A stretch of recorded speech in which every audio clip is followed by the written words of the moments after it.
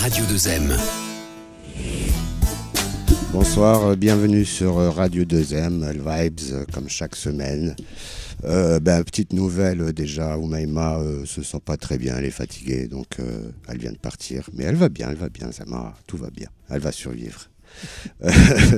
On est avec mon ami First Mike. Écoute, on est là justement pour que je te présente un peu aux auditeurs marocains. Ouais. Et donc, rapidement, avant que justement on rentre dans le vif du sujet, qu'on te connaisse un peu plus en détail, moi je te connais comme DJ de Sefiu. Oui. Principalement. Ouais. C'est comme ça qu'on s'est connus. Exactement, on s'est connus au festival, c'était Mawazine à Casablanca. Non, c'était Casa. C'était Casa. Mawazine, c'est un rabat. Oh, toi, t'as fait un mix des deux. T'es un DJ, donc tu mixes, c'est pour ça. Ça commence bien, t'as vu. Non, on s'est connus à Casa, avec Sefiu. Vous avez ouvert pour... On avait fait l'ouverture de 50 Cent. Exactement. Ouais. Et c'était énorme. C'était énorme.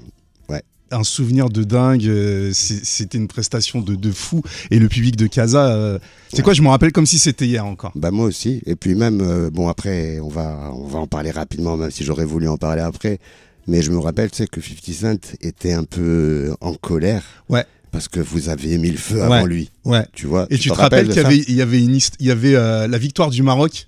Oui, aussi. Oui, je me rappelle. Jouche Atleta, tu te rappelles de ça avec bien RR. sûr. Oui, bien sûr, je me rappelle. Qui monte sur le côté de la bien scène. Bien sûr. RR qui est marocain, tu vois. Exactement, qui vient de Casa. Qui vient de Casa. Toi, tu es Casablancais de cœur. De cœur, moi ça fait 15 ans que je suis à Darboisa, ça fait... Mais maintenant t'es Casablancais à mi-temps même. Exactement, j'ai mes enfants qui sont ici. Donc je suis là tout le temps, quasi tout le temps. D'accord, très bien. Et aussi, accessoirement, tu es DJ sur le Move. Exactement, une radio française, Move, qui diffuse sur toute la France aussi. Ouais. Et je fais la matinale, donc 6h, 9h. Et le principe de la matinale, c'est d'ouvrir chaque heure, donc 6h, 7h, 8h, avec un mix de 10 minutes. Ok, waouh. Donc ça bosse, waouh. Je suis un DJ qui se lève tôt. J'ai aussi une chronique sur Move dans cette fameuse matinale. Plus je fais beaucoup de digital. Je fais beaucoup de digital. On va pas encore rentrer dans moi si tu me lances j'y vais. Oui, je sais, c'est pour ça que je t'arrête un petit peu comme ça. On prend un petit peu le temps et tout ça. Moi je te propose déjà qu'on écoute un des morceaux que tu as choisi. Ouais. On va écouter SDM. Ah oui. C'est sorti la semaine dernière. C'est sorti vendredi dernier. Là, il vient de scorer 29 000 en première semaine, ce qui est énorme. Et pour moi, c'est un des rappeurs à suivre. Là, j'ai mis son titre où il reprend le classique de Cherif Aluna. Il avait les mots. Il avait les mots. Justement, c'est exactement le truc que je me suis dit en écoutant ça la semaine dernière. Ouais. Genre, c'est peut-être une réponse en quelque sorte.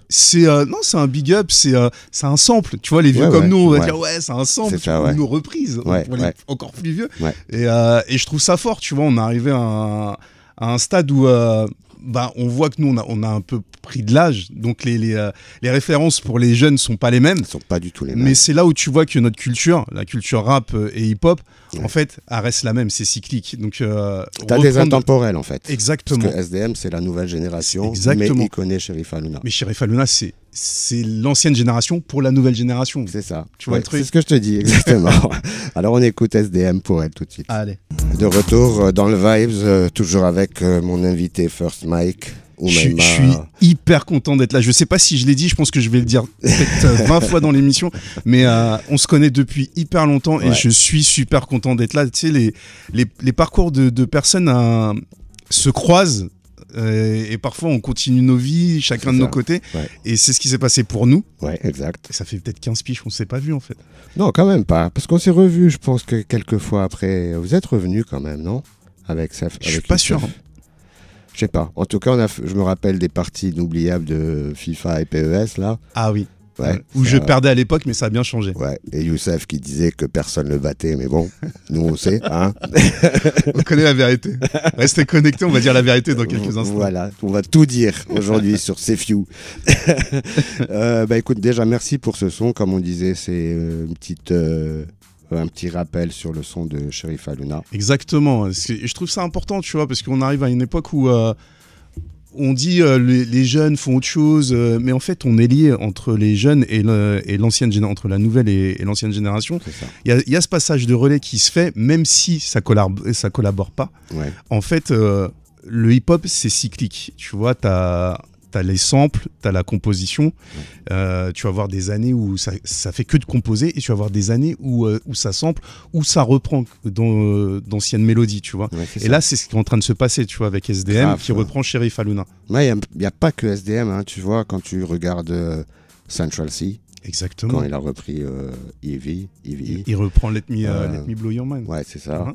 Et il y en a plein, je pense, qui sont en train de repartir. Il y a H, là, tu vois, le Britannique. Ouais. Lui, il vient de sortir un son, je pense, il y a 2 semaines, où il reprend le son de Pharaoh Monk. Le tin, tin, tin, tin. Tu vois le truc de Godzilla. Ouais, c'est le Simon Says. Simon Says, voilà. Tu vois que tu connais les noms. Donc moi je pense que justement il y en a de plus en plus qui sont en train de regarder justement dans les 80, 90, même voire 2000, et en train de sampler les sampleurs de l'époque, en fait. C'est ça. Ouais. Et c'est hyper bien, et c'est pour ça que notre musique vivra toujours, en fait. Quand je dis notre musique, c'est c'est notre culture même, tu vois, la culture hip-hop vivra toujours, parce que c'est la seule culture qui se nourrit des autres cultures. C'est ça. Tu vois le truc ? Tout à fait. On peut pas mourir, c'est impossible. Toujours en train de se mettre à jour, en train d'accompagner le schmilblick, même techniquement, ça évolue. Exactement. Je parle pour vous, les DJ, par exemple, vous êtes passé d'un sac avec tous les vinyles au on se cassait le dos.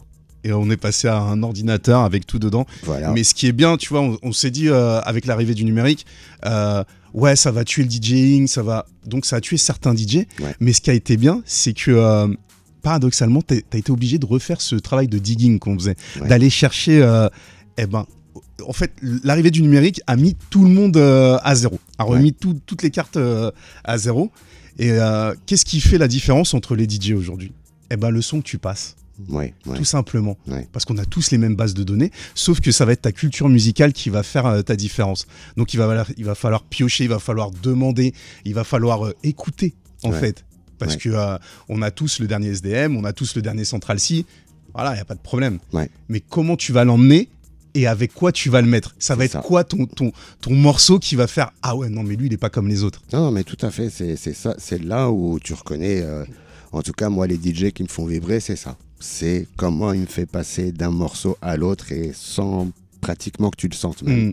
Tu vois ce que je veux dire ? Et là, il n'y a que la culture qui peut le faire. Oui, non, mais je suis entièrement d'accord. Mais justement, tu parlais du numérique, on va rebondir, c'est un peu pareil, c'est digital. Pour finir ta présentation, en fait, tu es aussi dans le digital, dans Move, tu fais pas mal de chroniques. Ouais, sur Move, j'ai une chronique qui s'appelle Le meilleur rappeur du monde. Ouais, chaque semaine, tu as un meilleur rappeur du monde. Alors, je suis pas super bon dans l'empreinte carbone, je prends mon petit avion, je fais le tour du monde. Et je vais chercher, pour moi, tu vois, après c'est un produit d'appel, tu vois, donc pour moi, qui est le meilleur rappeur du monde. Et cette semaine, j'étais au Maroc, à Casa, à Ulfa, comme par hasard, tu vois, c'est un truc de fou. Et c'est Bokael. Exactement. Le meilleur rappeur du monde cette semaine, en tout cas. Voilà. Du moins. Je sais qu'il y a 1 an ou 2, tu avais fait Toto. J'avais fait Toto, ouais. Voilà. J'avais fait Didine Canon 16 aussi pour l'Algérie. Voilà, tu vois, vraiment le tour du monde. Je suis allé en Corée. Non, j'ai vu, je regarde justement ta chronique, et ça peut aller jusqu'en Colombie, Corée, Russie. Non, exactement. Mais je regarde. Mais vraiment, le but, c'est de faire découvrir. De faire découvrir le rap qui est ailleurs. Et pour moi, aujourd'hui, le rap marocain n'a rien à envier au rap français ou au rap américain. Mais vraiment, tu vois, en termes de flow, en termes de production, en fait, c'est quasi pareil, voire mieux, tu vois. Quand j'écoute Bokael, je comprends pas, tu vois, je comprends pas. Mais la vibe, ce qui dégage, l'image, tout ça, pour moi, c'est un des meilleurs rappeurs du monde. Bah écoute, moi, c'est juste une anecdote comme ça passant. Oxmo était là il y a quelques temps, je me rappelle plus exactement quand, et il me parlait de Draganov et de Chichi de Draganov, et il connaissait les paroles de Chichi sans savoir ce que c'est, tu vois, tellement il l'écoutait et tout ça. Donc je comprends ce que tu veux dire. Je sais qu'effectivement depuis quelques années on a un peu plus d'exposition. Disons un peu plus de regard, justement. Je ne sais pas de quel fait c'est exactement. Moi, je pense que ça remonte à l'époque chez Fin. Exactement, oui. Ouais, parce que c'est eux vraiment qui ont commencé à... Ils ont fait le boulot, hein. Ouais, c'est ça, dans les médias et tout ça. Donc, tu es d'accord, toi, à peu près, c'est là où... Chez Fin, il y avait eu une collab avec Safe You. Non. Où ça se parlait, ou en tout cas, c'était dans l'entourage de Safe You. Je sais plus. À l'époque, tu veux dire? Non, ouais, à l'époque où on se voyait et tout, c'était plus avec HK et Moby Dick. Ok. Ouais. Et puis, tu sais quoi? D'ailleurs, on va rebondir sur ça tout de suite. On va écouter un des morceaux que toi, t'as produit. Oui. Ouais, c'est Turbo. Ouais, de Safe You. Oh là là, les souvenirs. Ouais, et si tu te rappelles, on avait en fait mis Moby Dick sur la version marocaine. Tu l'avais déjà écouté ou pas? Non. Eh ben, tu vois, Safe You, il t'avait rien dit. Non. On avait fait Turbo Remix version Maroc avec Moby Dick dessus. Tu vas la jouer là? Ouais. Ah, énorme. Tu sais qu'il y a, petite anecdote, il y a une version qui existe. Ouais. Avec Rockin' Swat, avec Lino, avec Cynic, ouais. Et qui n'est jamais sorti. D'accord, dommage. Et qui est sur moi. Ouais, je l'ai dans un disque dur. Bon, bah, tu me la feras écouter. Tu me fais écouter, je te fais écouter.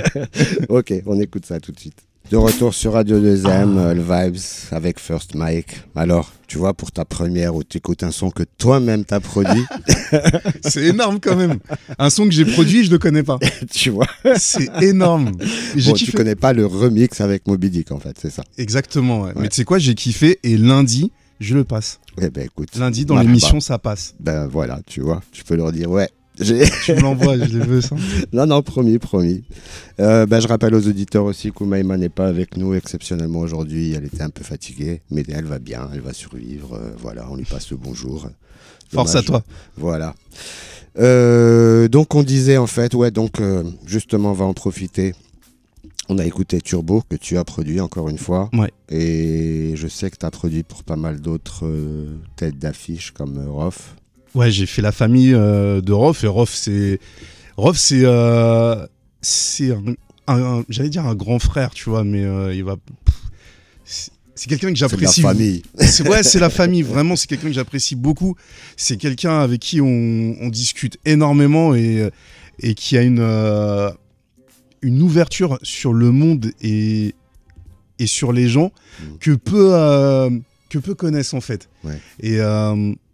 Et c'est un gars qui mérite d'être connu, mais vraiment pour sa personnalité. Il a une forte personnalité. Ouais. On connaît tous Rof, tu vois, on connaît tous Rof à travers ses textes, le côté médiatique. C'est un vrai gars. Ouais. C'est vraiment c'est un vrai gars et c'est un mec loyal. Et il en reste très très très peu vraiment. Je connais aussi un peu Saïd Desmureaux.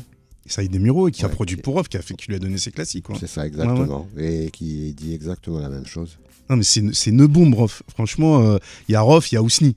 Tu vois, et Ousni, c'est une bombe atomique. Rof, c'est juste la partie d'Ousni qui est éclairée, tu vois. Mais Ousni, vraiment, je te jure, on reste des heures au téléphone. Le gars, on parle pas de musique quand on se parle. D'accord. Tu vois, on parle de vie. C'est un gars qui a une vraie réflexion sur la vie et sur les dangers de la vie, en fait. Tu vois, les dangers comportementaux.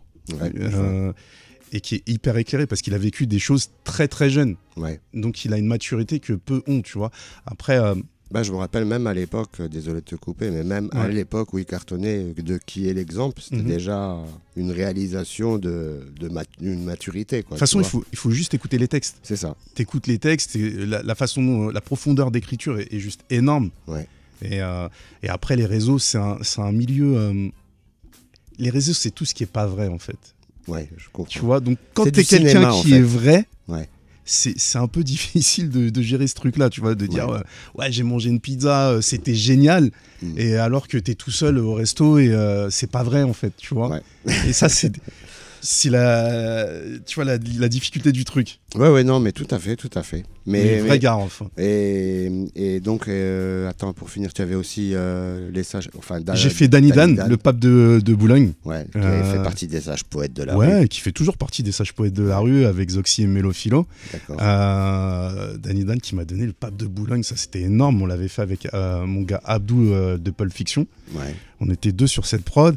On a fait aussi L.I.M. Ma première prod, la toute première, c'est L.I.M. et Alibi qui me l'ont donné. D'accord. Sur l'album Rue, et c'était le freestyle. D'accord, oui. Ouais, le morceau de fin, parce qu'à l'époque, oh là, on est des vieux.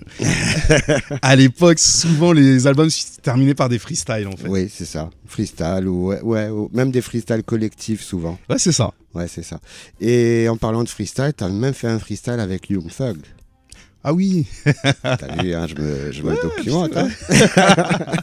Ouais, j'ai vu Young Thug, on a fait... Alors, lui, je sais pas si dans sa tête, il s'est dit qu'il a rappé. Mais j'ai vu le truc, c'était pas vraiment du rap. Assez lunaire. Même les Américains comprenaient pas ce qu'il disait. Et je crois qu'il faisait des top lines en fait en direct. C'est ça, ouais. Là, tu vois, 10 ans après, je sais pas ce qu'il a fait. Mais bon, il m'a donné mon premier million. Ouais, j'imagine. Donc, je suis content. J'imagine. Je suis content et pareil, c'est un gars cool. C'est vraiment un gars cool. Non, mais ça se voit. Il était là devant toi à chiller, à justement. J'en connais pas beaucoup de ricains justement qui jouent le jeu à la radio et qui arrivent et qui vont se lancer sur une prod qu'ils connaissent pas nécessairement. Tu vois ce que je veux dire ? Pour la petite histoire, je lui ai fait écouter des prods. Ok. Et moi, mon petit côté français, tu connais. Okay. Je me suis dit bon, je vais les jouer mes prods. Ouais, tu vois, donc c'était ma prod à moi. Je me suis dit, si Young Thug il fait un texte sur une prod à moi, boum, oui. Je la sors streaming, ça y est, je suis milliardaire. Et le gars me fait des top lines en fait. Ouais, c'est ça. Donc voilà, après, à la fin du freestyle, il me dit, envoie-moi la prod, j'ai kiffé. Ah d'accord. Je lui envoie et bah voilà. Bon, il n'y a pas eu de suite. À l'américaine, tu vois. Et j'ai rêvé. D'accord, ben non, mais c'est toujours bien de rêver, hein, tu sais. Il faut. Bah écoute, on a parlé justement du son avec Rof, donc on va écouter ça, on va écouter Rof, La Famille, que tu as produit encore une fois. Et puis derrière, on va s'écouter, je sais pas, un autre son que tu as proposé, qui est Core, enfin... Leslie Franglish, produit par DJ Core. Ouais, dans les veines. Exactement, c'est extrait de Ryan B. Fever. C'est le combien celui-là ? C'est le 3, je crois. C'est le 5 Ouais, je crois. Ryan B. Fever 5. Je crois, je suis pas sûr. Bref, le 20 ans, voilà, le nouveau Ryan B. Fever qui va sortir, je crois que c'est le 5 en plus, ouais, t'as raison. Quelque chose comme ça. Et franchement, j'ai retrouvé cette vibe à l'ancienne. En fait, Leslie, elle m'a fait kiffer parce que ça faisait 11 ans qu'on l'avait pas entendu. Ouais.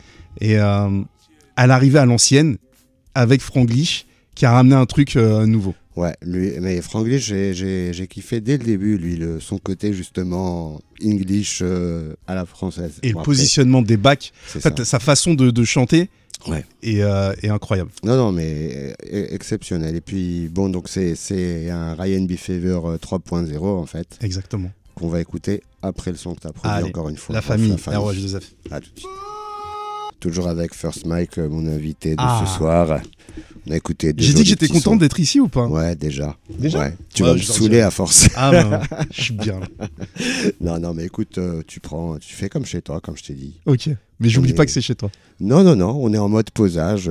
Tu te rappelles quand on se posait chez moi avant ? C'est pareil, tu fais comme chez toi.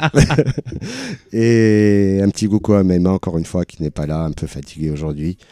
Le premier son qu'on a écouté juste avant ce son-là de Leslie et Franglish, c'était toi qui l'as produit, c'était Rof, La Famille. La Famille, ouais. C'est extrait du Padre du Rap Game. C'est quelle année ça ? C'est 2000... Tu regardes ton... C'est quoi ? Je regarde par rapport à la date de naissance de mon fils. Okay. Je me suis dit, mon fils, c'est en 2011.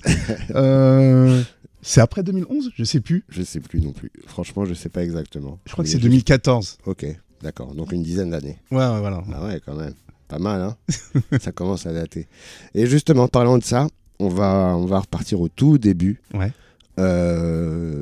Quand tu as grandi, où est-ce que tu es né ? Où est-ce que tu es né ? Moi, je suis né à Saint-Germain-en-Laye dans 78. Ouais. J'ai grandi, je suis resté 12-13 ans à Saint-Germain-en-Laye. Ouais. Et après, je suis parti, on a déménagé dans une ville qui s'appelle Carrière-sous-Poissy, toujours dans 78. Ok. Les gens pensent que je viens d'Aulnay-sous-Mois, mais pas du tout en fait. D'accord. Ben, moi aussi, je pensais que tu étais d'Aulnay. Non, pas du tout. Mais aujourd'hui, je connais plus de gens d'Aulnay que du 78. Ouais. Mais oui, Aulnay, c'est ma ville de cœur. Tu vois, quand j'ai rencontré Sefiu, en fait, après, en parallèle, j'ai travaillé à Aulnay. Voilà, et tu traînais toujours là-bas, quoi. Exactement. Okay. Donc c'est pour ça que... Mais t'as jamais habité là-bas. J'ai jamais habité là-bas, c'est ça qui est fou. C'est incroyable. Et tout le monde pense que je suis d'Aulnay-sous-Bois. C'est ça, Aulnay représente, alors que mais non, je représente Aulnay, c'est la famille. C'est la famille, vraiment. J'imagine. Et donc, et depuis, t'es toujours à Poissy ? Non, plus du tout. Je suis plus dans 78, là, je suis dans 92, à côté de la Défense. Voilà, donc rien à voir. Pas loin du boulot. pas loin du boulot, ouais, je suis à Radio France, donc la radio qui s'appelle Move, qui est située à Paris 16e. Ouais. Et juste pour l'anecdote rapidement, le Move, je me trompe pas, avant c'était bien électro. Exactement. À la base, le Move, il y avait la radio s'appelait Le Move, et c'était une radio électro, rock, donc ça marchait pas super. Ils se sont dit, vas-y, on va faire du hip-hop. Ouais. Et toi, t'es l'un des premiers recrutés, justement. Ouais, c'est ça. Je suis là depuis 2014. Avant, j'étais sur une autre radio qui s'appelle Génération. C'est ça. Génération 80.2, qui est connue qui était une grosse référence pour tous les gens du hip-hop. Justement. Exactement. Ouais. En fait, le truc de Génération, pourquoi je suis parti? Parce que c'était une radio locale. Ouais. J'avais fait le tour, ça faisait 10 piges que j'étais là-bas. Et quand on me propose le projet Move, là, on me propose de faire ce que je fais à Génération, mais à l'échelle nationale, tu vois. Ouais. Avec des moyens... les moyens de Move, c'est pas les moyens de Génération, tu vois. On passe d'une radio associative à une radio budget quasi illimité, tu vois. Donc, il y avait de quoi s'amuser et de quoi faire s'envoler mon art, en fait. Mais c'était risqué quand même à l'époque, non? D'aller dans une radio électro et toi étant hip-hop. Alors, la radio, le Move est passé à Move. Ils ont enlevé le, comme un peu Facebook, tu vois. Et l'idée, c'était d'en faire une radio hip-hop. D'accord. Donc là, l'ADA a encore un peu changé. C'est plus une radio, comme ils disent, hybride, qui kiffe le hip-hop, mais c'est plus la radio hip-hop, tu vois. Ouais, je vois ce que tu veux dire. Et puis, moi, en fait, ce que j'aime bien dans le Move, en tout cas, parce que je mets ça des fois par défaut, ce que j'aime bien, c'est l'équilibre entre les vieux classiques, justement. Et l'actuel, quoi. Je trouve qu'il y a vraiment un bon équilibre. Moi, c'est ce que je kiffe aussi, et c'est ce que je kiffe faire, tu vois, à travers mes mix aussi. Parce qu'il faut être connecté avec la nouvelle génération. Et pour le coup, tu vois, mes enfants qui sont là, ils m'aident vachement. Mon fils et ma fille, ils me font découvrir des morceaux. J'imagine. C'est un truc de fou. Ils me font découvrir des trucs des tendances TikTok. Tu peux pas avoir la tête partout, tu vois. Et sur certains trucs, je dis ça me rappelle ça. Et en fait, ça te donne un mix à l'ancienne et actuelle. C'est ça, je comprends tout à fait. Mais tu as énormément de références, justement. Tu as un DJ. Et tu as commencé quand le DJing, justement? Moi, j'ai commencé... moi, à la base, je suis un kiffeur de son et je me considère encore comme un kiffeur de son. Tu vois, je suis pas... Je gagne ma vie avec ça, mais je suis un passionné, en fait. Je suis un passionné. C'est pour ça que des fois, il y a des décisions que je prends que les gens autour de moi ne comprennent pas, en fait. Parce que je suis animé par la passion et par mon cœur. Et il y a des choses où je vais faire des choses gratuitement. Ça m'arrive encore, tu vois. Ça me rappelle quelqu'un, mais bon. Je vois qui est en face de moi. Mais parce que, tu vois, les gens comme nous, on est animés par le kiff, en fait. C'est notre essence. Et il y a très peu de gens qui comprennent ce truc-là. À un moment, tu dis, j'ai plus de 40 ans, je fais plus les choses gratuitement. Mais on va te dire, il y a lui, ou il y a un truc, il y a telle soirée, ou telle émission de radio à faire, ou telle émission de télé. Je dis, vas-y, j'y vais. Ouais, non, mais je sais. Je connais ta générosité et ton ouverture. Par exemple, aussi, il y a quelques temps, je t'envoyais des fois des sons de Marocains. Et tu passais ça dans ton émission du samedi. Exactement, qui est passé le vendredi maintenant, le First Mike Radio Show, qui est passé le vendredi. Là, on y est, là. On y est, 23h39 en France. Je suis en France. T'es en France en live, ok. Non, c'est enregistré cette semaine. Oui, je sais. Mais non, mais moi, j'adore découvrir des sons. Et je t'ai dit, la scène marocaine, à travers tes yeux, je la suis depuis un moment, tu vois. Et mais pas qu'à travers mes yeux, je sais quand même que j'ai vu sur ta page et sur tes chroniques des trucs que je t'ai pas montré moi. Bien sûr, mais tu as été un des maillons qui a fait que la musique marocaine s'est retrouvée sur Move, tu vois, et dans mon Serato, comme on dit. Et je pense à Doliprane. Par exemple, tu vois, exactement. L'âge que je t'avais envoyé. Exactement. Et moi, c'est un kiff, en fait, de découvrir de la musique. J'adore comment on voit de la musique, en fait. J'écoute tout. Ok. Pour le coup, j'écoute tout. Alors, j'écoute pas en entier, parce que je pense qu'aujourd'hui, j'ai écouté tellement de sons dans ma vie que en une minute, je sais si je kiffe ou pas. Exact. Comme moi, tout à fait. Donc, J'écoute tout, vraiment. Ouais. Et dès que j'ai un truc qui... Dès que tu as le déclic. Voilà, je passe, tu vois. J'ai pas besoin qu'il y ait un clip à 1 million, j'en sais rien. Moi, c'est juste du kiff, en fait. Pareil pour moi. Moi, tu sais, j'ai comment te dire, une sorte de routine toutes les semaines pour faire la programmation, justement, à la radio. Ouais. Tous les jeudis soirs, je me mets sur une certaine plateforme. Je regarde les nouvelles listes des nouvelles sorties. Ouais. Et je suis comme ça en train de faire. Oui, mais au feeling, tu vois ce que je veux dire? Tu le sens. Voilà, et que ce soit connu ou pas, déjà, et deuxièmement, parfois je peux avoir des superstars et je kiffe pas le morceau et il reste dans sa place, quoi. Tu vois, je l'ai pas glissé dans ma liste de rotation, quelque chose comme ça. Je fonctionne comme ça, exactement comme ça. Non, mais je sais tout à fait, tu es vraiment un vrai kiffeur de son. Ouais, c'est ça. Et pour l'anecdote, tu m'as dit, c'est vraiment une petite parenthèse rapidement, tu m'as parlé de Doliprane. Tu te rappelles là où vous avez joué justement avec Sefiu et avant 50 Cent? Bien sûr. Comment tu veux que j'oublie ce truc-là? Sur la gauche, il y avait des immeubles. Ouais, et aujourd'hui, tu sais quoi, avec mon fils, on y est allé tout à l'heure, et il y a Regragui, il y a Hakimi dessus. Ouais, Doliprane, il est de là-bas. Doliprane, il se rappelle de ce concert. Énorme. Gros big up à Doliprane, s'il nous écoute. Ouais, promis. Un jour, je te mettrai en contact avec lui. Hein. On se DM, on se like, mais on s'est jamais vu. Voilà, il faut, maintenant que tu es casablancais à mi-temps, il faut que tu commences à connaître les rappeurs d'ici. Mais de fou. Il y en a pas mal, vraiment pas mal que je suis sûr avec qui tu vas t'entendre, vraiment. Je suis complètement ouvert et sachez que je vous vois tous et je vous entends tous. Je regarde tout. Je vais rebondir sur ça. C'est qui justement tes favoris, mis à part le meilleur rappeur du monde? C'est qui tes préférés, toi, au Maroc, en général? J'aime bien le son de Toto. Ça va pas être hyper original, mais Toto, il ramène un truc. Il a réussi à faire la culbute, comme on dit, pour exporter le rap marocain. Ouais. Et je pense que Toto, sur le rap marocain, il est et il sera la pierre angulaire d'un truc. Donc il faut lui donner son respect, tu vois. Vraiment, c'est important. Et c'est un peu... Toto, ça va être un peu comme NTM, tu vois. Ça y est, il est dans le dur, en fait. Donc, voilà. Il fait partie de l'histoire. Il a rempli un Olympia, tu vois. Ça y est, c'est bon. Franchement, j'ai un coup de cœur vraiment pour Bocal. Ouais, aussi, Vraiment. Tu vois la folie du gars. En fait, cette folie... Alors, je sais, il y a du mal, comme je l'ai dit dans la vidéo. Moi, je suis un mec positif, donc je ne parle que du bien, je parle que de l'artistique. Bocal, il ramène une vibe et une fraîcheur et une vérité. Une authenticité, une authenticité qui est perceptible par un non-arabophone comme moi, tu vois. D'accord. Ouais. Donc, moi, à travers la gestu, à travers le ton, parce que c'est ça aussi le rap. Tu vois, en fait, c'est un chant, le rap. On nous a réduit au yo-yo-yo. Non, c'est un chant, tu vois. Et sans connaître la langue, j'arrive à savoir de quoi il parle, en fait. Et ça, sur l'intonation, exactement. Sur même les intentions, même les visuels, parfois, ça peut t'aider. Exactement. Donc, on en reste là, mais tu vois, c'est un tout, c'est vraiment un tout. Donc il fait partie de ces futurs grands artistes. Et en troisième, je t'ai dit Doliprane parce que c'est le taulier et c'est un mec. Il y avait Rtek. Qui vient de sortir un morceau la semaine dernière, justement. Je sais pas si tu l'as écouté. Je sais plus.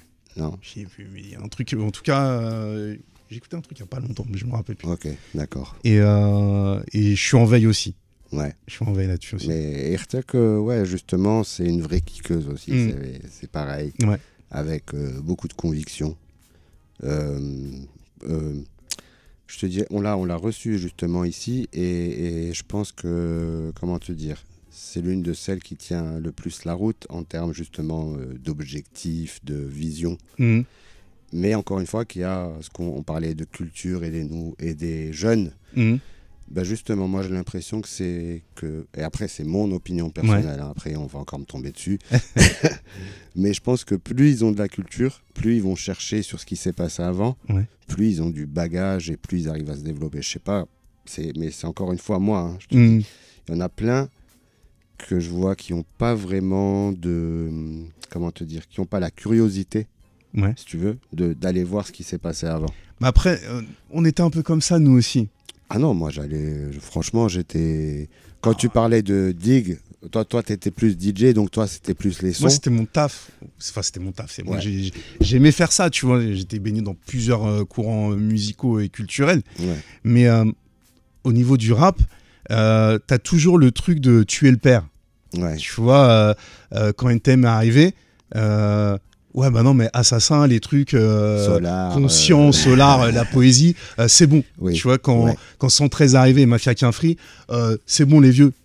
Tu vois, t'as toujours ce truc de tuer le père plutôt que de dire le passage de relais, plutôt que de faire le passage de relais. Mais t'as un contre-exemple là, actuellement, très organisé. Ouais. C'est un très bon exemple justement de génération qui collabore, de toutes les générations en plus. Oui, c'est vrai. Et franchement, c'est bien fait. Hein. La scène marseillaise est très particulière. C'est vrai. Parce que la scène marseillaise, tout part d'Ayam. Ouais. Et après, tu regardes, t'as Ayam, Funky Family, les psychiatres, Soprano. Exactement. Blablabla, oui, c'est vrai. Et tout part, c'est un arbre généalogique. À Paris, la scène musicale est un peu plus freestyle. Dispatché, ouais. Ouais, carrément. Ouais. C'est vrai. Non, tu as raison. T'as ce lien de filiation à Marseille, et c'est pour ça qu'ils arrivent à collaborer tous ensemble, en fait. Ouais. À Paris, c'est plus compliqué. D'accord, ouais. Non, je vois ton analyse géopolitique, géorapolitique. Écoute, on va refaire une autre pause. Allez. Je te propose, je sais pas, il y a un des sons que moi j'aime bien, qui est un de mes favoris, qui est sorti il y a 2-3 ans. C'est Idrissi, un rappeur, un producteur d'électro à la base. Ok. Mais Mad, tu connais. Mm-hmm. Voilà. Et avec, comment elle s'appelait ? À l'époque, elle s'appelait Kneps. Une jeune chanteuse qui est à Paris justement. Et je vais te faire écouter son, tu me diras ce que tu en penses. Ok. Toujours avec mon invité, monsieur First Mike, DJ First Mike. Ça me fait plaisir d'être là. Mais comment tu veux écouter du son américain quand on écoute des sons comme ça en fait ? Bah écoute, ça y est, c'est bon, on a fait le tour. Fin du jeu, c'est bon. Franchement, je suis content que tu t'aies kiffé ce son déjà. Et mais tu sais, tu mets Travis Scott et Beyoncé à la place. On va dire, waouh, c'est un truc de fou. Non, c'est juste du name dropping en fait. Le son, il déchire. Ouais, bah, merci pour lui. Encore une fois, il s'appelle Idrissi. Je t'enverrai le son de toute façon. Donc, en parlant justement de son et tout ça, c'est quoi, toi, tes premiers souvenirs musicaux ? C'est avec quoi que tu as grandi en fait ? Moi, je suis en Antillais. Donc, j'ai la culture afro-caribéenne. Ouais. Tous les dimanches, chez les Antillais, c'est du son. Donc, mon père, il mettait à fond tout ce qui est Zyko. Non Non, ça, c'est pour... non, ça, c'est pas nous, ça. C'est pas pour nous, non. J'ai grandi avec Zyko Langa Langa. J'ai grandi avec le soukous, qu'on appelait le soukous. C'est la musique congolaise, zaïroise, tu vois, à l'époque. Et le compas, tu vois, et le zouk, bien sûr. Mais pas le zouk de Francky Vincent, tu vois, le vrai zouk. Plus Kassav. Exactement. Et la musique haïtienne, on avait du vrai compas, tu vois. Et plus du Eugène Mona, c'est vraiment mes racines, tu vois. Là, on est vraiment... dans ce que on peut appeler nous on appelle ça le gros cas, tu vois, mais c'est pour t'expliquer, c'est le jazz antillais, c'est la musique des ancêtres en fait. Quand t'écoutes, tu sens la souffrance. Ouais. Tu vois le truc. En fait, j'ai bossé au Festival Gnawa, je sais pas si tu le sais. Bien sûr. Et il y avait justement un jour, on avait fait une fusion de Gwoka avec les Gnawa. Et justement, si tu vois la connexion entre les Gnawa et le Gwoka, c'est justement la souffrance, l'esclavage, tout cet héritage-là, tu vois. Et tu vois, il y a un truc que je kiffe avec le Maroc et la musique, on va dire, orientale et la musique arabe, c'est que elle se rapproche de mes racines, en fait. Ouais. Je suis pas perdu quand j'écoute la musique orientale, tu vois. Je suis pas du tout perdu, je suis dans mon élément, totalement, tu vois. Et je pense que c'est pour ça que j'ai cet attachement, tu vois, à la musique, quelle qu'elle soit. Ouais. Et en particulier celle-là, tu vois. Ouais, bien sûr. Mais moi, c'est ce que je te dis, en particulier le Gnawa, c'est plus africain que arabo-oriental, tu vois. Et je pense que justement le Gwoka, ça a plutôt ses racines justement en Afrique.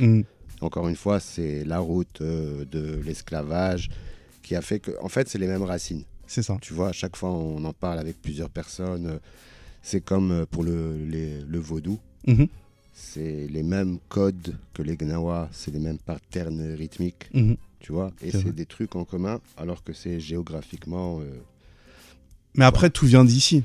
Tout vient de la terre-mère, en fait. Et on vient de... Bah oui, en vrai, on est là-bas, mais nos ancêtres étaient ici. Voilà. Donc voilà, après, on est connecté à ici. Les ancêtres de tout le monde. Exactement.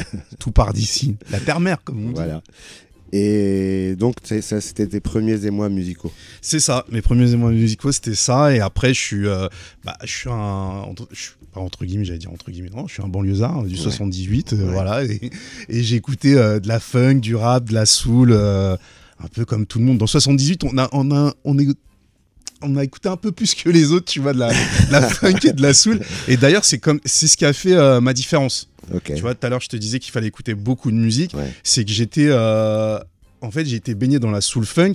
Et ma première mixtape, c'était une mixtape de soul. D'accord. Tu vois, avec DJ Chabin, qui est un DJ légendaire sur Paris et en France. Tu vois, c'est simple, dans les années 80, tu avais DJ Dynasty et tu avais DJ Chabin. Okay. Donc, voilà. Je connaissais plus Dynasty. Ouais. Bon, et Cut Killer aussi, quand même. Cut, c'est la génération d'après encore. Okay. C'est plus les années 90. Là, je te parle vraiment de la genèse. 80. 80, la genèse des soirées, du hip-hop en France. Et tout ça. Exactement. Exactement. Ouais, on monte à vieux. Donc, le truc, c'est que j'étais hyper jeune à l'époque et j'écoutais de la musique, j'écoutais de la soul funk, quoi. C'était inimaginable. Moi, j'ai vraiment grandi là-dedans. Et en parallèle, donc j'écoutais de la soul funk, mais en même temps, j'écoutais de la musique, j'écoutais du rap français. Et là, on est en 2024, donc dire qu'on écoute du rap français, c'est facile. Mais t'as connu ça. Mais début 2000, le rap français, quand t'écoutais du rap français, t'étais un voyou. En fait, t'es un banlieusard, un gars de la cité, quoi. Et tu m'as connu, catalogué comme ça. J'ai jamais été un voyou, en fait. Bien sûr. Mais c'était ça, t'étais catalogué, le rap français ne rentrait pas dans les festivals, le rap français ne rentrait pas dans les soirées, c'était de la musique de Zoulou, tu vois. C'était le seul rap français dont je me rappelle dans ce genre de truc, c'était genre, j'ai dit un gros mot, Alliance Ethnique, par exemple. Alliance Ethnique, t'as 113 Jackpot 2000. Il y avait pire qu'Alliance Ethnique. Réciproque. Wow, comment t'as deviné? J'ai pensé à Réciproque. Mais qui ont ouvert des portes, en fait. On comprenait pas, à l'époque, on comprenait pas, parce que c'était, entre guillemets, trop commercial. T'avais ce truc-là du commercial contre l'underground. Je trouvais ça, même pas commercial, je trouvais ça facile. Tu vois, c'était une impression que j'avais à l'époque, comme quoi n'importe qui pouvait faire ce que Réciproque faisait, mais qu'ils osaient pas le faire. En fait, le truc, on se disait la même chose, tu vois, mais le truc, c'était hyper dur ce qu'ils ont fait. Parce que c'est hyper dur de rassembler, en fait, les gens. Oui, je suis d'accord. Il n'y a rien de plus dur. Et ce qu'ils ont fait, c'était musical. Quand tu réécoutes, tu dis... Ah ouais, quand même, ils ont ramené une vibe quand même. Oui, après, je te dis pas, musicalement, ça tenait la route. Mais quand tu regardes le contenu, les paroles, les lyrics, franchement, c'était... Je te dis la vérité, franchement. T'as réécouté, là, récemment ou pas? Ça fait un moment que j'ai pas écouté. Bon, réécoute, je pense que tu vas me donner raison. Mais tu vois, ils ont quand même aidé à faire entrer ça dans les foyers.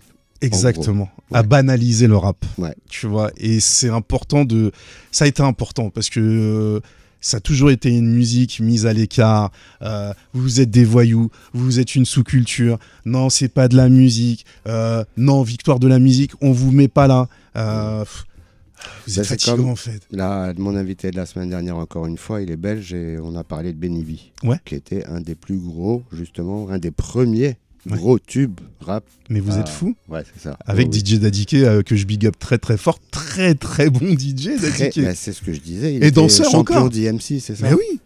C'est ça. Ah non, c'était solide Benny en fait. C'était très solide. En tout cas, musicalement, c'était bien. Le concept était bien. C'était marrant. Donc, c'est arrivé à rentrer dans les foyers, justement, le petit décalage. Mais à l'époque, ils sont allés chez Jacques Martin. Et Jacques Martin, je sais pas, pour les plus jeunes, Jacques Martin, c'était l'animateur du dimanche après-midi sur France 2. Et tu rentrais chez les Français, quoi. Ouais, je me rappelle. C'est comme Drucker maintenant, en fait. Ouais, voilà, c'est ça. C'est Drucker. Mais le rap, on était encore dans un truc où c'est pas qu'on cherchait une identité, on avait notre identité. Ouais. Et d'aller chez Jacques Martin, c'était un peu chelou quand même.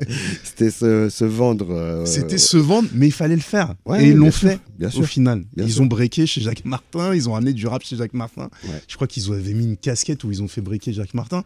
Donc, c'est des... tous ces groupes-là ont aidé en fait. C'est des moments clés en fait. Ouais. Tu dirais la même chose de Mano? C'est dur. Hein.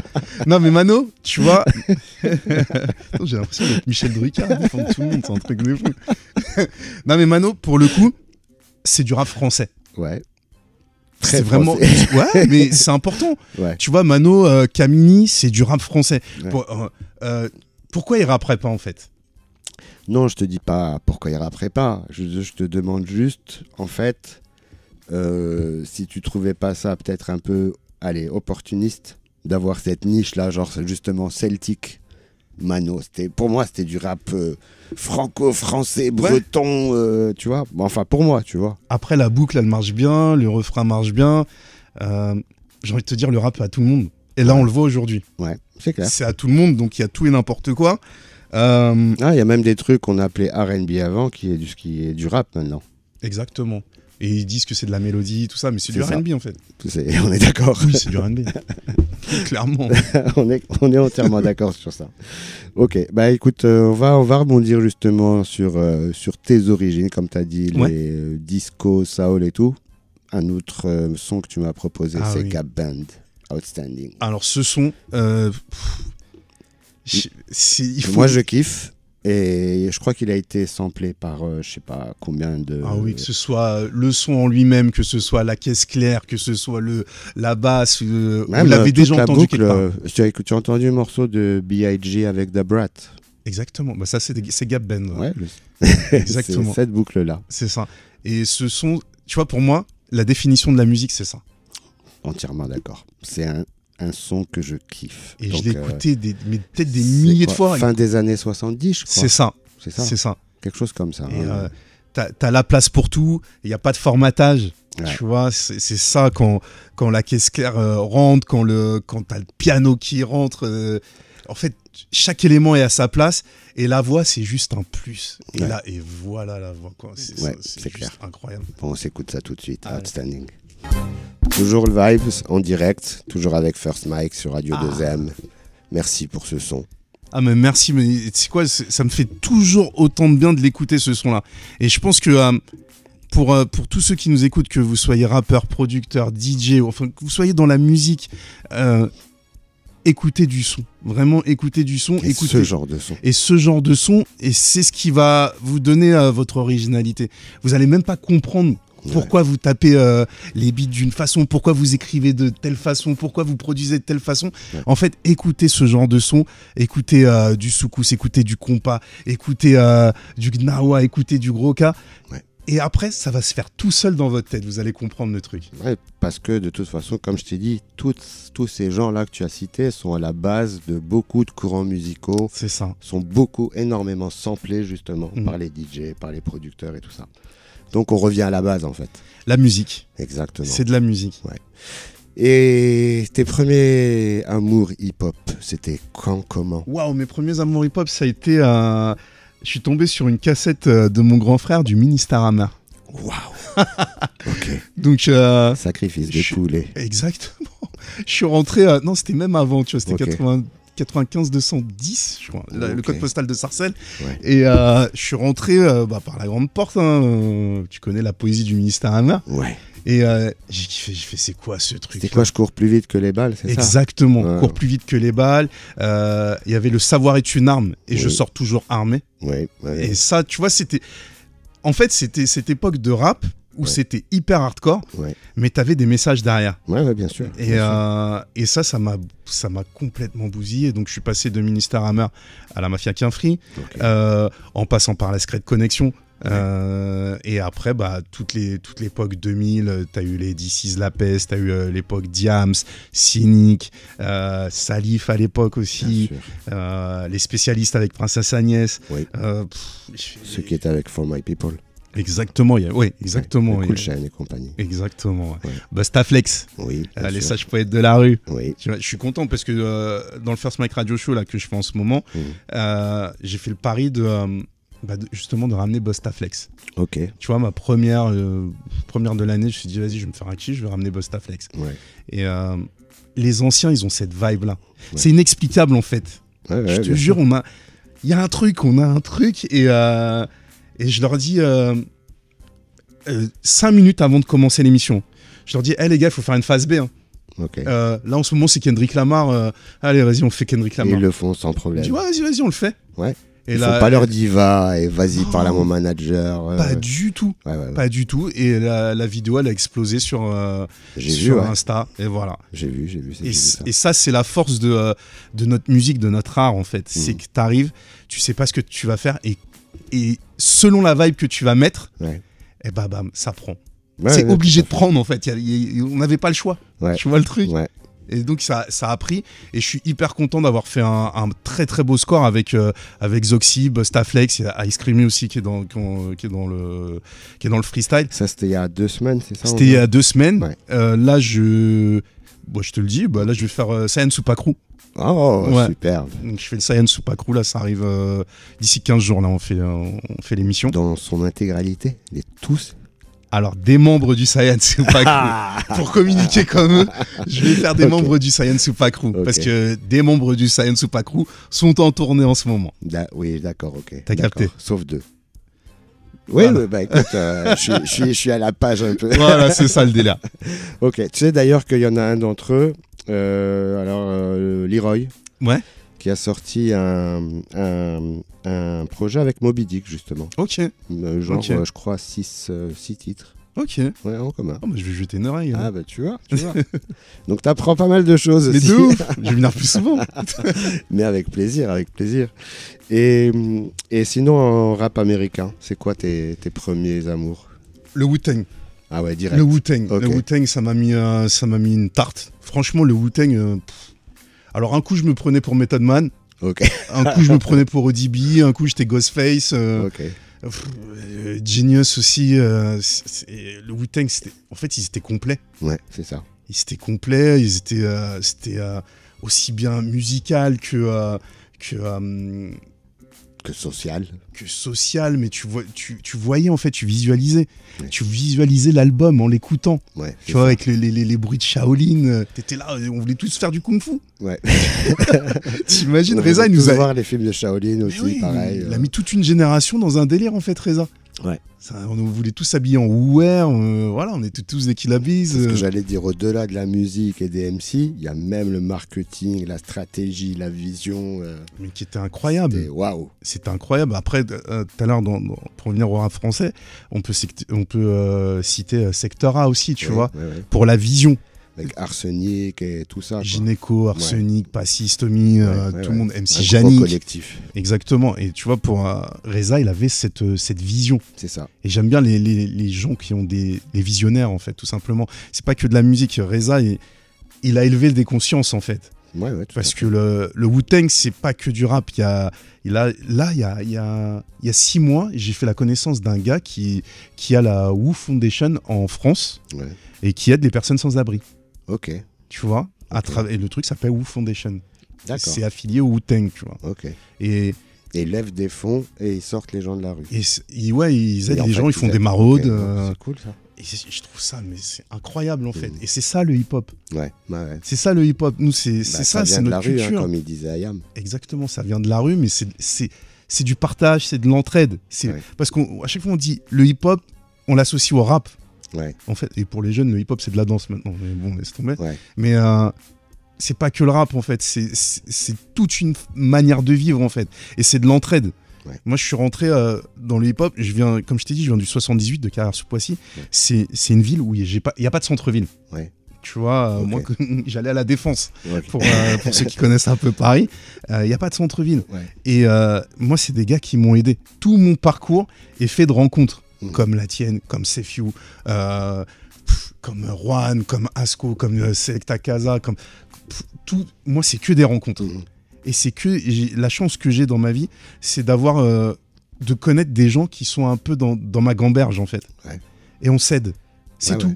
Ouais, en fait, c'est du réseautage, mais comment te dire? C'est pas du réseautage professionnel avec l'objectif. Il n'y a pas de profit. Le seul profit, c'est d'aider son prochain, en fait. C'est ça. Je suis pas là pour te dire, ouais, ça va me coûter combien, ça va me rapporter combien. Non, c'est toi, comment ça va t'élever dans ta vie, en fait. Exact. Est-ce que ça va te faire plaisir? Est-ce que ça va t'enrichir, même musicalement, créativement, socialement, c'est tout. En fait, c'est que de la bienveillance. Et j'ai été entouré de gens comme ça. Ouais. C'est pour ça que quand tout à l'heure je te disais, ouais, il y a des trucs que je fais gratuitement, je fais que reverser. Et pour la petite anecdote, une des personnes que je respecte le plus dans ce game, c'est DJ Cut Killer, parce qu'il m'a donné une force incroyable, en fait. J'enregistrais des émissions de Génération à l'époque dans ses studios à lui. Il travaillait à Skyrock. D'accord, ok.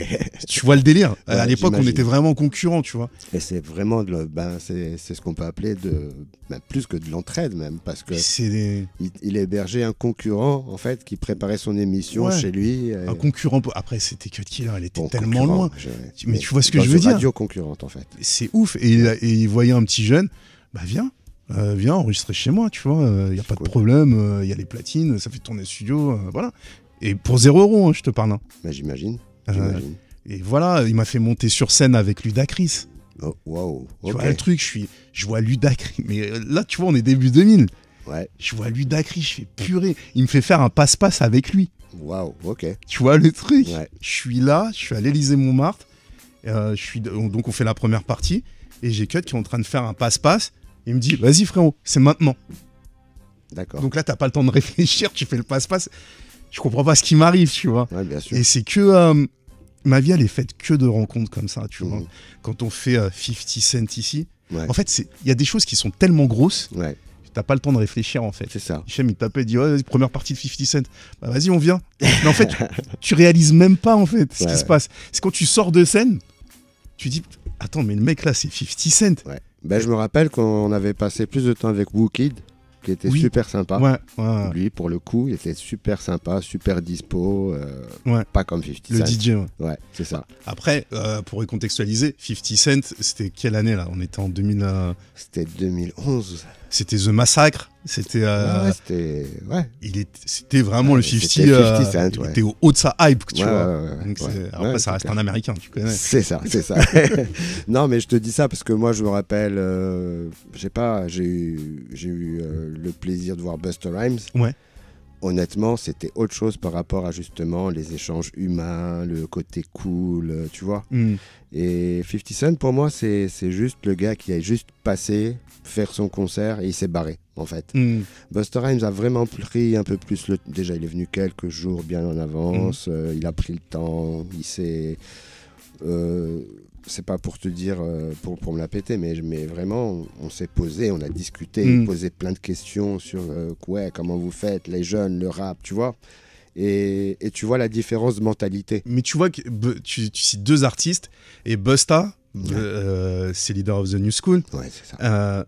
Là, on est dans un vrai rappeur, en fait, Busta Rhymes, tu vois. 50 Cent, c'est le premier... Ouais, exactement. Et c'est un des premiers, on appelait ça les rappeurs de studio. Ouais, je comprends ce que tu veux dire. Ouais. Alors que l'autre, qui fait les freestyles. D'ailleurs, encore une fois, c'est pour ça que je le dis et je le répète, la première partie, c'est Few, était 20 fois supérieure à cette 50 Cent parce que c'est ce que tu as dit, c'était un rappeur de studio à l'époque et que pour moi, c'était comme un jukebox qui braillait sur scène, en fait. C'était ça. Alors que vous... Mais il avait les hits. Hein. Ouais, il avait les hits. Mais vous êtes arrivé avec une cohésion, une alchimie. Vous parliez au public, le public répondait, tu vois. C'était incroyable. Mais nous, on est des frères. En fait, c'est Few, c'est... Et RR aussi. C'est Few, RR, Baba, DJ Smaïn, Bia, Karantaï, Jamel, le G8. C'est ça. On est une famille. Tu vois, encore aujourd'hui, on se parle. Ouais, nous, c'est pas la musique, en fait. C'est notre vie. Ouais. On est des frères, on est une famille, en fait. Je sais pas comment te l'expliquer autrement, tu vois, c'est vraiment... Ouais, je comprends. Notre vie qui est comme ça. Moi, c'est pareil. Hein, c'est Few, je lui parle pas tous les mois ou quelque chose, mais voilà, quand on se parle, voilà. On est content de se parler. Quoi. Exactement, et on se tient bien un jour et on rigole. D'ailleurs, tu vas voir les matchs de son club ou pas? Bien sûr, FC 93 à Bobigny. Ouais, il représente bien. Ouais. Il est très bon. Et on a des petites surprises qui arrivent. Mais là, d'accord. Je t'ai lâché pas mal de trucs là quand même ce soir. Hein. Non, tu m'as rien lâché. Si, je t'ai lâché 2-3 trucs quand même. Ça va. Non, mais il y a des petits trucs qui vont faire plaisir. Là. Ok, mais donc il y a des choses qui arrivent avec Few éventuellement. Et peut-être, ouais. Peut-être, ouais. Ok, c'est cool. Là, ça, c'est bon à savoir. Inch'Allah. Ouais. Ben, et en plus, tu sais, la plupart de mes invités à chaque fois le sortent comme une des influences, en tout cas dans le rap français. Ouais. C'est Few. Donc, moi, ça me fait d'autant plus plaisir qu'éventuellement, il y a quelque chose qui arrive. Moi, Molotov 4, ça a été un raz-de-marée aussi. Hein. C'était le premier hit Kaira dans les clubs. C'est ça. Mais même au-delà du hit Kaira, tu sais que même le clip, visuellement, c'était waouh. Réalisé par Nathalie Canguilhem. Grosse claque. Ouais, qui a réalisé aussi Turbo, Nathalie. D'accord. Et elle avait une vision. Elle avait une vision sur Few qui était juste géniale en fait. C'est ça. Il arrivait avec une autre image, il arrivait avec un autre son. La voix, quand il fait oh. Ouais. Et même un pseudo-anonymat. Ouais. Le fait de se cacher sous sa casquette, sa visière, tu vois. C'était affiché qu'il n'était pas là pour se montrer, pour être connu. Bah après, on a eu l'apogée des rappeurs cagoulés. Ouais. Mais en fait, lui, il voulait faire parler son art, en fait, tout simplement. Pas montrer sa tête. Tu vois, c'est l'anti-star system. C'est ça. Mais c'est ce qui me tuait, c'est si tu te rappelles, justement, pour se resituer à l'époque, quand on se baladait parfois et j'entendais « Ouais, c'est Few !» Et je me disais « Mais comment ils l'ont reconnu ?» Normalement, t'es pas censé le reconnaître. Tu vois. Mais bon, écoute, encore une fois, moi, je sais pas si tu sais déjà, mais le Wu-Tang, pareil, c'est une énorme référence pour moi. Ouais. Sur la East Coast, hein, déjà. Après, la West Coast, c'était Dre, compagnie, NWA. Mais on va écouter Wu-Tang Clan. Il y a des ramifications du Wu-Tang jusqu'au Maroc. Ah oui, ça c'est clair. Ouais. Silva Rings. Exactement. Oui, bien sûr. Et puis, au-delà de ça, moi, je te dis, j'ai passé 3 jours avec Tequita. Tu vois qui c'est, Tequita? C'est la femme de Reza. Ouais. C'est celle que tu vas entendre justement en train de chanter sur ce morceau, Impossible. Tu te rappelles de Impossible? C'est dans Wu-Tang Forever. Toi, tu m'as envoyé Wu-Tang Forever, mais il n'y a pas de morceau qui s'appelle Forever. C'est le... Merde, pardon. Ça fait rien. C'est le Killa Biz. Comment il s'appelle? Ah, toi, tu voulais mettre Triumph. Ah oui. D'accord. Eh ben, dommage. Impossible, c'est très bien. Voilà. Tout est bien de toute façon dans le Wu. C'est exactement ça. C'est un gros kiff. On écoute ça tout de suite. De retour sur Radio 2M, toujours le Vibes, toujours avec First Mike. Oumaima n'est pas là, un peu fatigué aujourd'hui, mais j'espère que ça va aller. Ça va aller, je suis sûr que ça va aller. Mike, on a écouté juste avant Wu-Tang. Là, on a écouté Raskas avec Dr. Dre. Ouais. Et c'est quoi le sample qu'on a entendu là? Je suis sûr que t'as dû... Tu sais pas? Ah, je sais pas. Tu me poses une colle là. Mais tu le connais quand même. C'est un truc de film. Ouais. Je me rappelle plus du film. Ben, c'est facile, c'est le parrain. Oh purée. Oh la honte. le combien? Le 2, je crois. Tu sais, quand il est au village, c'est le 2, c'est ça? Il est au village ou c'est le 1? Tu me parles d'un truc des Godfather, c'est la petite mélodie que t'entends là. Ouais, c'est ça. Ouais, c'est juste sublimé, version hip-hop par Dr. Dre. Ouais, t'as vu ça. Alors, cette semaine, j'ai fait est-ce que Dr. Dre est le meilleur producteur au monde? Moi, je dis ouais. Moi, j'ai répondu oui. Ah ben voilà. Mais toi, chaque semaine, tu changes. Non, c'était une chronique ça, tu vois. D'accord. Non, et ça, pour ça toi, bouge pas. c'est le meilleur Pour moi, c'est le meilleur producteur au monde. Hip-hop. Hip-hop, ouais, hip-hop, on est dans le hip-hop. Et Eminem est le meilleur rappeur du monde. Ouais. Moi, je suis pas loin d'être d'accord avec toi pour Eminem. Et pour le meilleur producteur, ouais, moi aussi, je suis d'accord. Je pense que le producteur le plus complet, c'est vraiment Dre. Et depuis NWA, en fait, c'est un sans faute. Mais c'est même lui, pour moi, qui a changé, tu sais, pour moi, de Chronic. De Chronic, c'est comme l'année de Jésus-Christ, là, il y a avant et après. Et là, Chronic, pour moi, c'est ça. C'est le hip-hop avant de Chronic, c'était très boîte à rythme. Tu vois, très, tu vois ce que je veux dire, très synthétique, disons. Et lui, il est arrivé justement avec sa G-Funk. Voilà. Et je pense que c'est lui qui a vraiment changé la face du hip-hop. Il nous a ramené Snoop. Snoop, Eminem. Non, mais sur The Chronic. Oui, c'est ça. C'est incroyable. Première apparition de Snoop. Mais Death Row, le Dog Pound, Warren G. Exactement. C'était incroyable.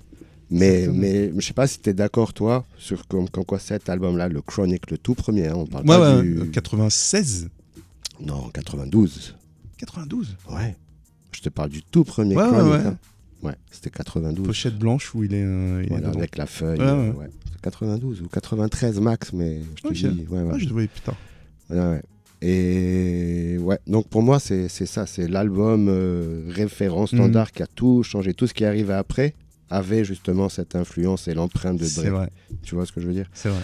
Et donc moi je te demandais pourquoi si tu reconnaissais le centre, parce qu'on parle aussi assez souvent de d'influence cinéma, de goût cinéma et tout ça. Donc c'est quoi pour toi les classiques que tu as en tête? Du cinéma? Ouais. Usual Suspect. Ouais, d'accord. Je pense que ça a été un tournant aussi bien dans le cinéma pour le storytelling que dans le rap pour le storytelling. Ouais. Parce que si vous n'avez pas vu, je vais pas spoiler, si vous n'avez pas vu Usual Suspect, l'histoire de Kaiser Soze, c'est le film qu'il faut regarder du début à la fin pour comprendre. Ouais. Et c'est surtout à la fin que tu te prends une grosse. Exactement. Ouais. Et c'est là où tu comprends tout le film en fait. Le plot twist. Donc Usual Suspect, je pense que ça a été un des films charnières, voire le film charnière entre le cinéma et le rap. Okay, ouais. Après oui, tous les Godfather, dont le Parrain 7-4, comme j'aime dire, comme Monsieur R, le Parrain 3. Ouais. Scarface, oui. Ouais. J'allais oublier Scarface. Non, tu peux pas oublier Scarface. Heureusement que tu me le dis. Et Scarface, qui est, si tu écoutes Sefiu Sénégalo-Rouskov, c'est la boucle de Scarface. Oui, je m'en rappelle. Ouais. Qui a été elle a été pitchée en fait. Ok, oui. Elle est plus rapide. Elle est plus rapide, exactement. Donc je suspecte Scarface et le Parrain. Ouais. Le Parrain et Hit. J'aurais pu mettre Hit. Exact. Ouais. On en a parlé pareil la semaine dernière avec notre invité, avec le face-à-face Al Pacino, Robert De Niro. Ouais. Incroyable. Cette scène, elle est incroyable. Ouais. Donc on est dans des films à l'ancienne, mais c'est des classiques en fait. C'est la genèse de tout ce qui se passe aujourd'hui encore, tu vois. C'est ça. J'ai pas d'exemple de film aussi fort actuellement. Depuis ces films-là, en fait. C'est ça, c'est vrai. J'ai l'impression que tous les films sont les enfants de ces films-là, tu vois. Ouais. Non, c'est vrai. C'est vrai qu'ils ont tous été plus ou moins influencés. Après, c'est du déjà vu. Mais je sais pas. Moi, j'ai l'impression que, par exemple, Tarantino, pour moi, c'était une autre évolution. C'est une autre évolution. Dans l'image, en fait, pour moi, Tarantino, dans l'image, c'est très très lourd, mais dans l'histoire, non, je trouve pas ça vraiment fou. Tarantino, c'est vrai. C'est surtout les dialogues. C'est de la violence, c'est les dialogues, c'est le waouh. Ouais. Mais dans le fond, tu vois là, quand je te dis Usual Suspect. Oui, non, Usual Suspect, c'est toute l'histoire, le scénario.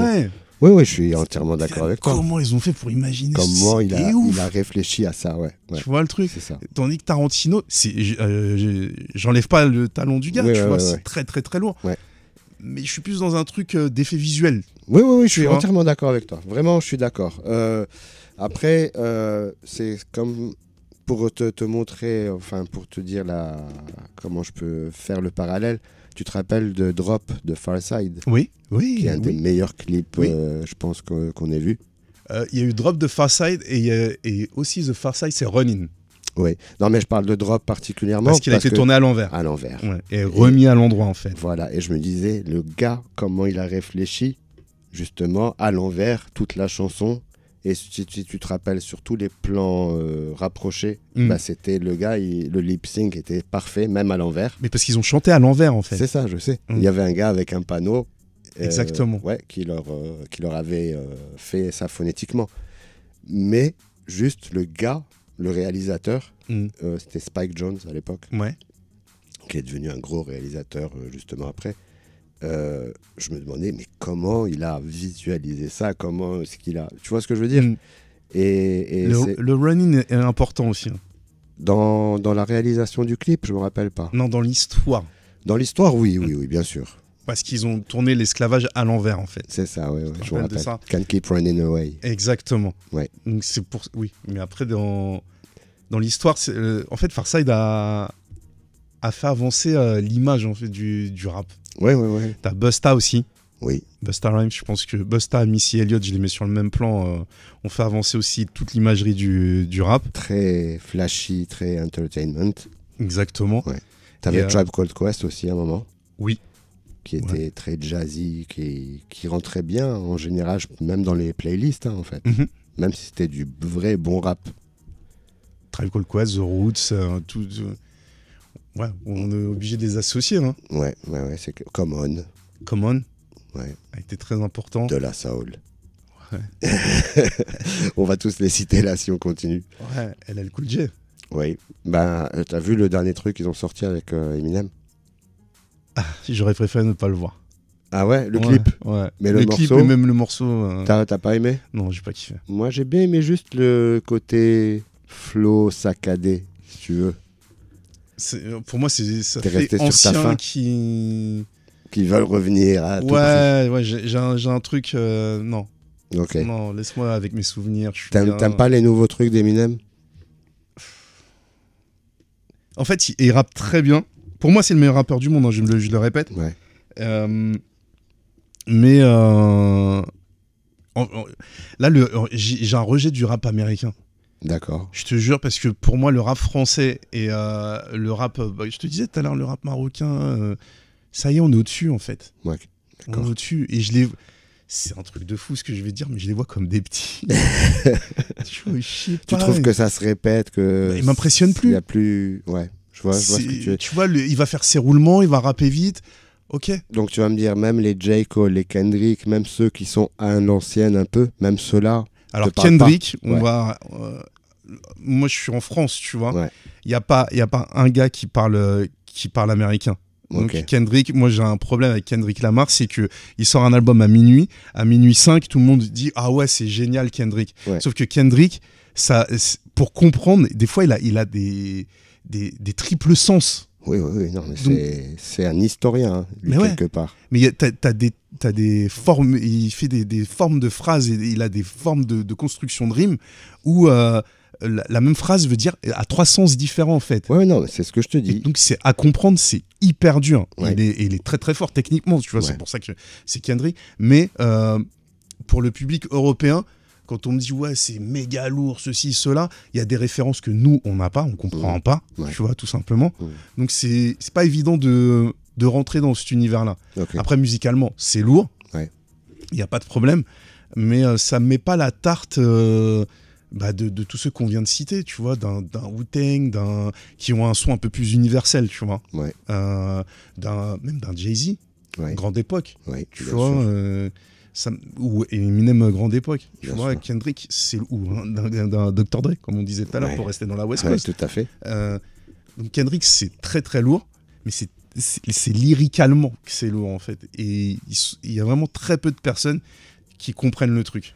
Bah en fait, t'as ce côté lyricalement, c'est certain, mais t'as aussi le fait que t'as cette nouvelle génération en quelque sorte du hip-hop, qu'on n'avait peut-être pas avant. On en avait, mais c'était pas aussi évident, qui travaille beaucoup avec des jazzeux maintenant, tu vois, avec des vrais musiciens, genre Thundercat, et toute cette mouvance-là, Terrence, je sais plus quoi, Maurice Brown, Anderson .Paak. Ouais. Tu vois, c'est tous des maestros, je dirais, des virtuoses. Anderson .Paak, tu l'as entendu Dr. Dre encore? Ben, pareil, exactement. c'est la première fois que j'ai entendu parler de lui, c'était parce que c'était un album Aftermath. NWA. Non, c'était l'album Aftermath Malibu. Ouais, je me rappelle même plus de ça. C'était, je peux dire, même pas une dizaine d'années. Et il a sorti cet album, et justement, c'était un album juste comme ça. Mais quand j'ai vu le label Aftermath, je me suis dit, ah, ça c'est Dre, il faut que j'écoute. Et dès que j'ai écouté, je me suis pris une grosse claque. Mais Anderson .Paak, c'est juste du très lourd. Et le duo qu'il avait fait avec Bruno Mars, Silk Sonic, c'est de la musique en fait. Oui, c'est clair, c'est clair. Le seul truc que je reproche moi à Silk Sonic, c'est qu'ils n'ont pas fait de trucs plus up-tempo. Ils sont allés beaucoup sur les balades, tu vois. C'est vrai. Mais j'aurais bien aimé qu'ils fassent des trucs, tu vois, un peu plus, je sais pas, un peu plus New Jack peut-être, je sais pas. Ah, moi j'ai kiffé. Hein, moi aussi, je dis pas que j'ai pas kiffé. Je te dis, c'est juste le petit bémol à ce projet. Pour en revenir rapidement, donc les films, là, c'est bon, tu m'as sorti tous tes classiques en fait. Et dans les nouveaux, il n'y a rien qui t'ait parlé récemment? Franchement, non. Dune? Non. Même pas. T'es pas très SF? Non, pas du tout. Marvel et tout ça. Pourtant, c'est ta génération, Marvel. Ouais, mais non. Franchement, je peux pas passer de You le Suspect à Dune ou à Marvel, c'est pas possible. Ou aux Avengers. Non, c'est pas possible. Moi, je préfère regarder une comédie française. Ok. Non, je sais pas. Non. Et les séries? Parce que les séries, par contre, là, il y a de quoi faire, les séries. Ouais. Je vais pas être original, je vais dire The Wire. C'est très bien, The Wire. Moi, j'adore. C'est pas beaucoup. Franchement, la nouvelle génération connaissent pas tous The Wire. Ah ouais? Ah bah, il faut aller regarder The Wire. C'est parce que c'est un game changer comme Scarface pour moi. C'est ça. Donc, comme Oz aussi. Juste avant The Wire, il y avait Oz. Il y a Power aussi dans un autre délire, produit par 50. Beaucoup plus récent. Ouais, c'est récent. Breaking Bad?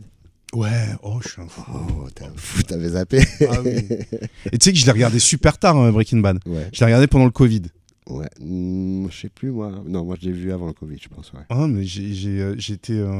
Moi, mon souci, c'est très perso, mais c'est que dès qu'il y a une hype, j'ai du mal à y aller en fait. Je suis comme toi. Donc j'y vais après parce que je veux pas être pris. Tu vois, je parlais de Kendrick. Ouah, c'est super, nanana. Son dernier album, je l'ai écouté après tout le monde. Ouais. Parce que j'en avais marre que tout le monde dise que c'était génial en fait. Ouais, bien sûr. Je suis entièrement.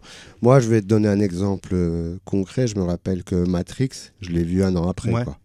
Mais tellement des fois, tout le monde me bassinait avec. T'as besoin pour avoir un peu de recul, tu vois, parce que c'est trop. Ouais. T'es pris dans la vague et limite, ton opinion, elle est biaisée en fait, parce que t'es là, tu vas dire j'aime pas trop, j'aime pas telle scène, ils vont dire mais t'es fou, et c'est là où t'as plein de t'es matrixé pour reprendre le terme de Matrix.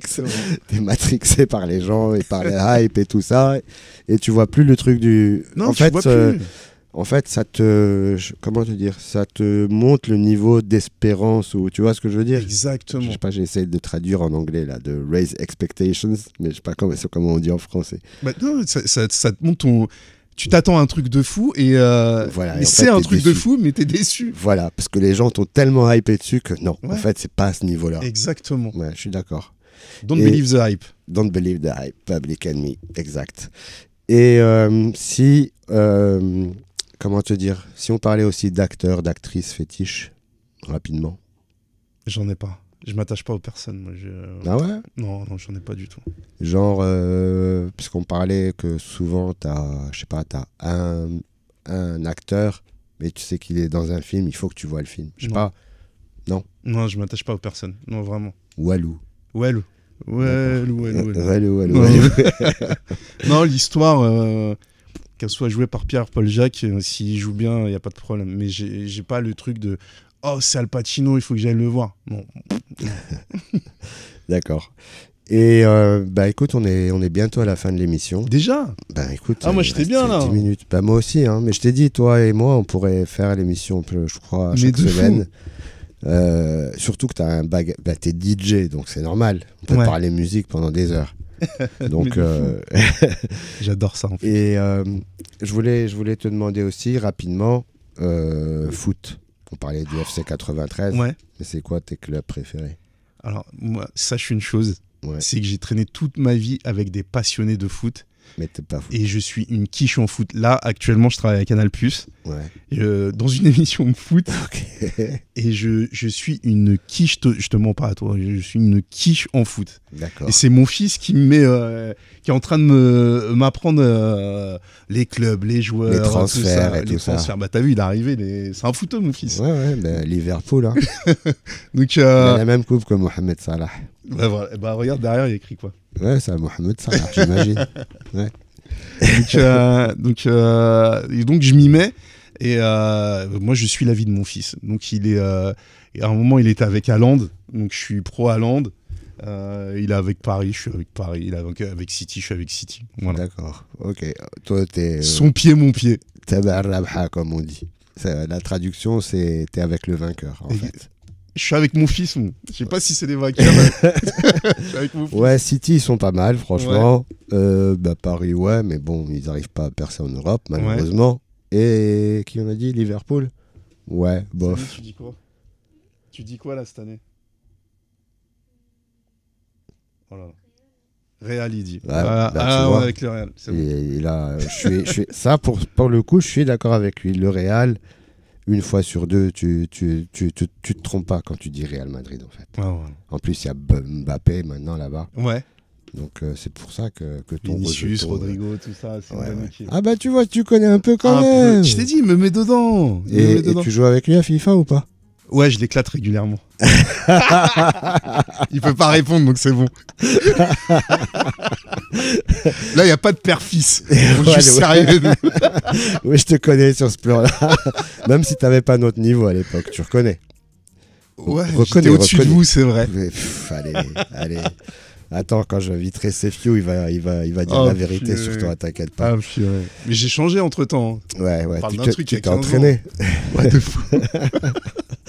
Écoute, on va se quitter sur de la musique, mais avant ça, je sais pas, est-ce qu'il y a quelque chose que tu aimerais dire qu'on n'a pas abordé? Je sais pas, on n'a pas mal parlé de musique. Je suis hyper content d'être là pour la 20e fois. Je suis contente de te revoir aujourd'hui parce que c'est pareil pour moi.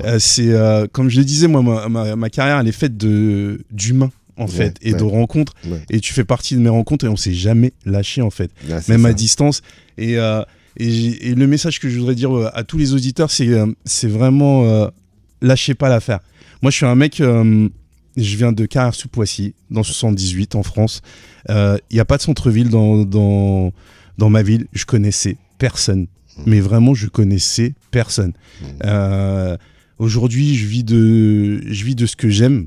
Je voyage, voilà, je kiffe, je fais des belles rencontres et rien n'est impossible. Il faut juste y croire en fait. Et être passionné encore une fois. Être passionné, être patient. Ouais, patient. Et écouter. Merci pour ce mot parce que j'arrête pas de le dire à beaucoup de jeunes artistes que c'est une des grosses clés, c'est la patience. C'est la patience et la musique, c'est une course de fond. Moi j'ai 44 ans, j'ai pas percé comme un Gims, tu vois, mais pour moi j'ai percé, tu vois, de rencontrer des gens et tu vois, comme toi, on se voit, ça me suffit, moi, je suis content, tu vois ce que je veux dire, la réussite, elle est là en fait. D'avoir écumé les festivals aussi avec Sefiu, d'avoir joué avant 50 Cent, comme on a dit, d'avoir joué avec Ludacris, tout ça, c'est des moments... J'ai fait les plus belles rencontres de ma vie, j'ai vu des pays, j'ai vu des humains, tout est beau en fait, tout est beau et la musique c'est pas que de vendre 1 million d'exemplaires, la musique c'est même si t'en vends 1000, même si t'en vends 500, même si t'en vends 1, c'est pas grave. Le truc c'est de parler avec les gens, communiquer et lâchez pas l'affaire. Si vous êtes passionné par le truc, continuez en fait, c'est tout. Continuez toute votre vie, vous faites un taf à côté, c'est pas grave, tu vois, c'est ça la vie en fait. Mais juste continuez et écoutez ce qu'on vous dit et ça marchera en fait. Ça marchera. Il n'y a pas qu'un seul chemin. Merci pour tout ça en tout cas. Et puis moi j'encourage les gens quand ils peuvent t'écouter sur le Move et à te suivre sur ta page. Voilà, Move, Canal+, partout, vous tapez First Mike. Voilà, et puis en plus là, comme on a dit encore une fois, Casablanca à mi-temps. Donc on va te voir un peu plus souvent, je pense. De fou. Et vive le CFC City Club aussi. Voilà. Ça, c'est pour ton fils, c'est pour mon fils, et ma fille avec son gang de meufs aussi. D'accord. Ok, on leur fait une grosse dédicace. Merci encore une fois. Et puis, merci à toi. Puis j'espère que ce projet mystérieux dont tu nous parles va voir le jour. Je te l'ai dit. Ouais, je sais, mais tu vois, j'essaie de faire comme si je savais pas. Et puis quand tu feras ça avec les gens concernés, j'espère que vous viendrez. On sera là. On sera là. Voilà. Écoute, on se quitte en musique. Il y a une date avec Rof, c'est le 4 février à Paris-Bercy. 4 février à Paris-Bercy avec Rof. Avec Rof. Très bien. Écoute, j'essaierai d'être là. Sois là. Yallah. On se quitte en musique et à la semaine prochaine.